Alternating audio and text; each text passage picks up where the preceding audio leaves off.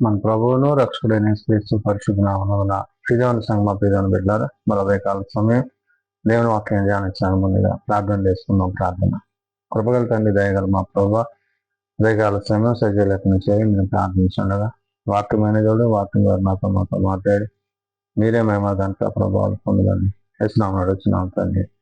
ఆమె ప్రియమైన సంగమ ప్రియమైన బిడ్డ నేడు ఏర్పాటు చేయడం వాక్య భాగము త్రిత్వము తరువాతి 19వ ఆదివారం కొరకు ఏర్పాటు చేయబడిన సువార్త వాక్య భాగము మత్తయి సువార్త 9వ అధ్యాయము 1-8 ధ్యానం చేసుకున్నాము.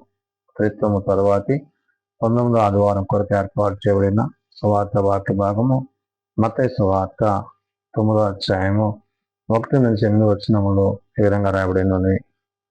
తరువాత ఆయన దోణి ఎక్కి సముద్రము దాటి తన పట్టణములో ప్రవేశింపగా ఇదిగో జనులు పక్షవాయువుతో మంచము పట్టి ఉన్న ఒకని ఆయన యొద్దకు తీసుకొని వచ్చి యేసు వారి విశ్వాసమును చూచి, కుమారుడా, ధైర్యముగా ఉండుము, నీ పాపములు క్షమింపబడి ఉన్నవని పక్షవాయువు గల వానితో చెప్పగా, ఇదిగో శాస్త్రుల్లో కొందరు ఇతడు దేవదూషణ చేయుచున్నాడని తమలో తాము అనుకొనగా, యేసు వారి తలంపులు గ్రహించి, మీరెందుకు మీ హృదయములలో దురాలోచనలు చేస్తున్నారు? మీ పాపములు క్షమింపబడి ఉన్నవని చెప్పుట సులభమా, లేచి నడుమని చెప్పుట సులభమా?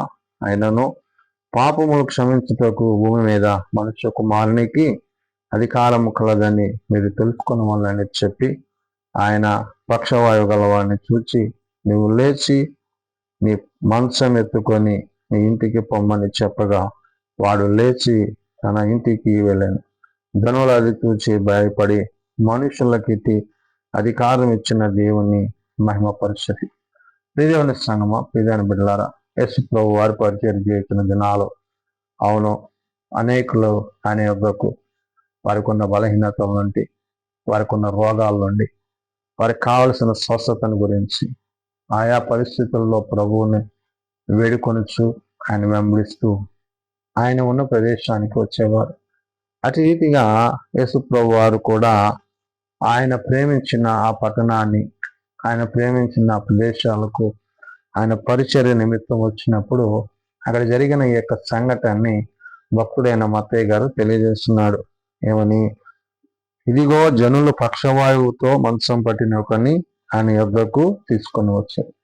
పక్షవాతము చేత ఉన్న ఆ వ్యక్తిని కొంతమంది వ్యక్తులు ప్రభు ఉన్న ప్రదేశానికి తీసుకురావడం జరిగింది. అంటే ప్రభు కార్యం చేయనని, ప్రభువు మీద విశ్వాసం ఉంచి, ప్రభు మీద నమ్మిక ఉంచి ఆ బలహీనత కలిగిన వ్యక్తి, అతనితో పాటు కొంతమంది వ్యక్తులు కూడా అక్కడికి రావటం జరిగింది.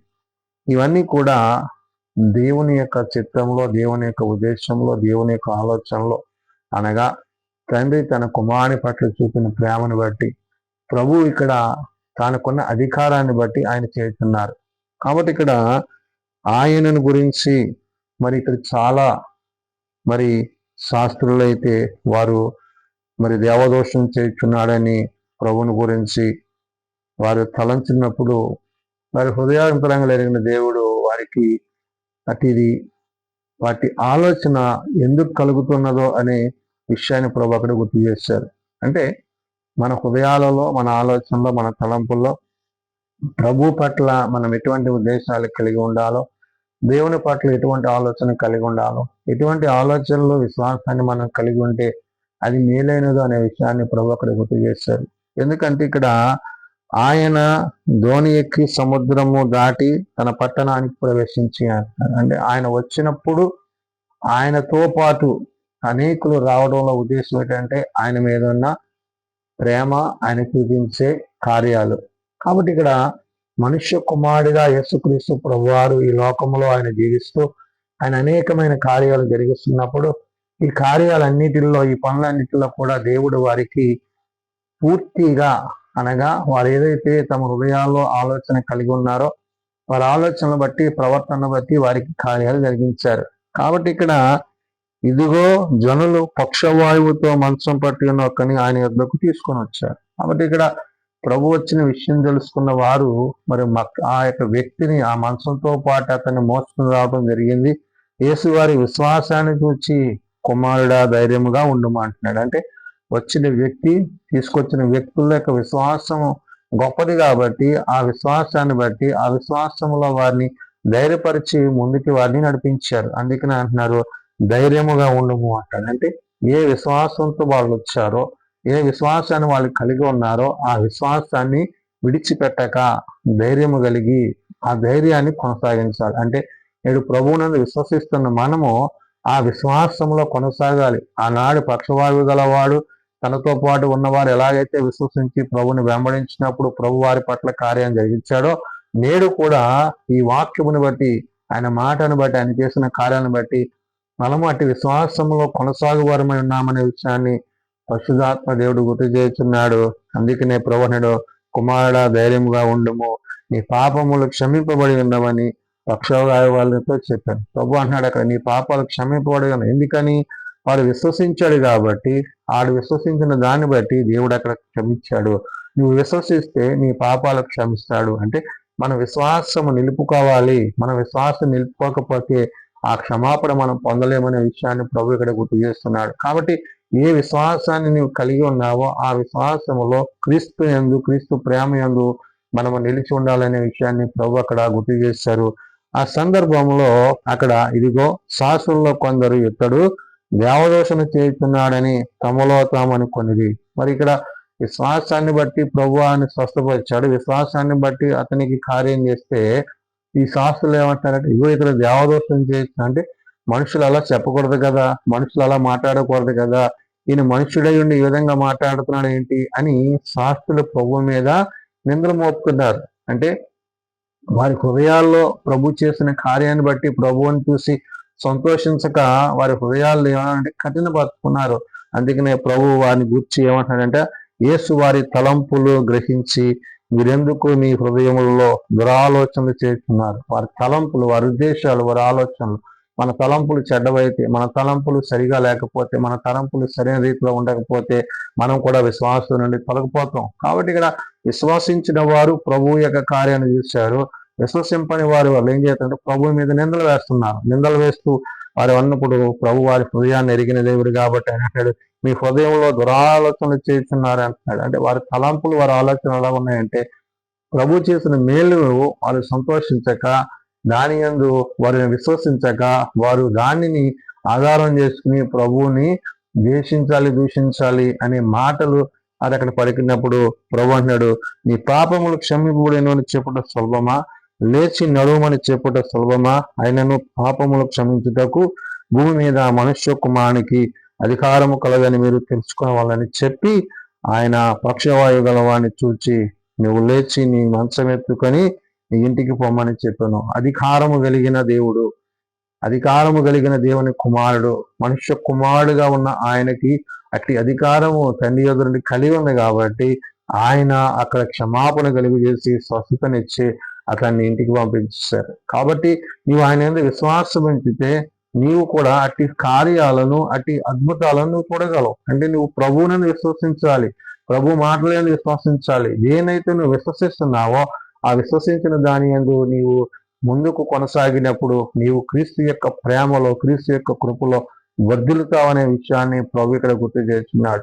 మరి పక్షవాయువు గలవాని యొక్క విశ్వాసాన్ని బట్టి, అతన్ని మోసుకొచ్చిన ప్రజల యొక్క విశ్వాసాన్ని బట్టి ప్రభు అక్కడ వారిని ధైర్యపరిచి ముందుకు కొనసాగించి కుమారుడా ధైర్యంగా ఉండమంటున్నాడు. నేడు ఆయన మనకు చెప్పే మాట ఏంటంటే మనం ఆయన విశ్వాసం కలిగి ధైర్యం కలిగి ఉంటే మన పట్ల ఆయన తన చిత్తాన్ని, కార్యాన్ని జరిగించడని పరిశుద్ధాత్మ దేవుడు తెలియజేస్తున్నాడు. ఆయనను పాపములు క్షమించుటకు భూమి మీద మనుష్య కుమారునికి అధికారం కలదని మీరు తెలుసుకోవడం వల్లనే.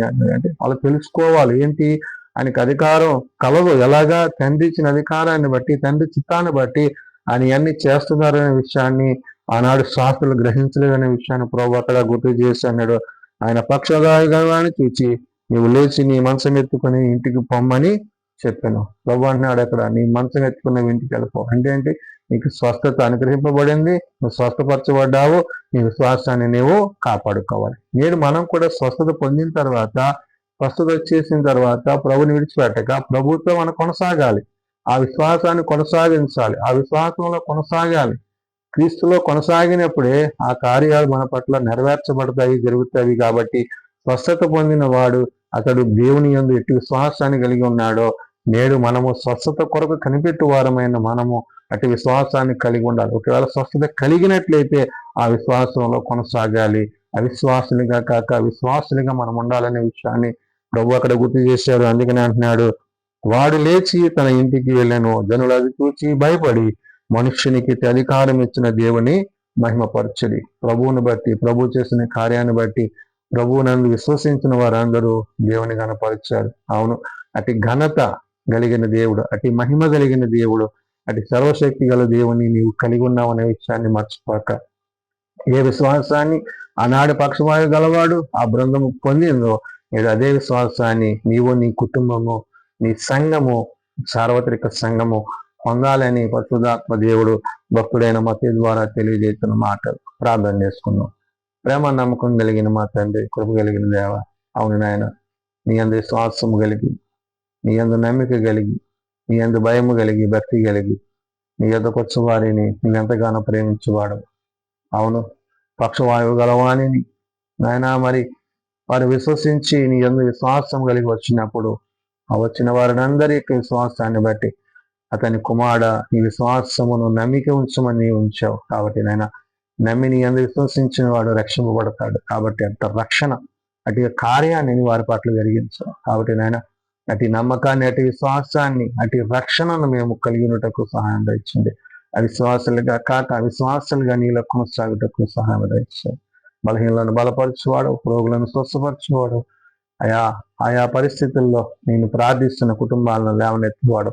అయా నీ ఇచ్చిన స్వస్థతను కాపాడుకుంటూ విశ్వాసంలో కొనసాగుతూ నీ యందు కొనసాగే కృప ప్రతి వారికి దయచేయండి. చనిబిడలు, యవనులు, పెద్దలు, వృద్ధులు ప్రతి వాని తరగతులు చొప్పున ఆశీర్వదించి దీవించండి. ఏ ఒక్కరు నశించక అంతటా అందరూ మారు మనసు కలిగి పాపచ్చును నేను ఇచ్చే రాజ్యం చేరగలిగి కృపలు ఇచ్చేయండి. దీని పరిచయంలో, ప్రయాణంలో, రాకపోకల్లో, సమస్త విషయాల్లో మీ సన్నిధి మాత్రం ఉంచండి. మీరు అక్కడికి తగిన సిద్ధపాటు మా అందరికీ దయచేయండి.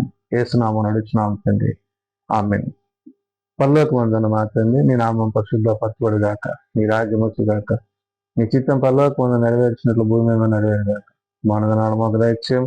వాడు అలా ప్రార్థన చేసిన వారు మేము క్షమించిన ప్రకారం మా ప్రార్థన శోధనలో కాల్సిన తప్పించండి. రాజ్యము, శక్తి, మహిమ నిరంతరం నీవే అవుతుంది. ఆమేన్. మన ప్రభుత్వ దేవుని ప్రేమ, ప్రభువైన యేసుక్రీస్తు కృప, ఆదరణకర్త అయిన పరిశుద్ధాత్మ సహాయం సదా తోడయండి, సంరక్షించును గాక. ఆమేన్.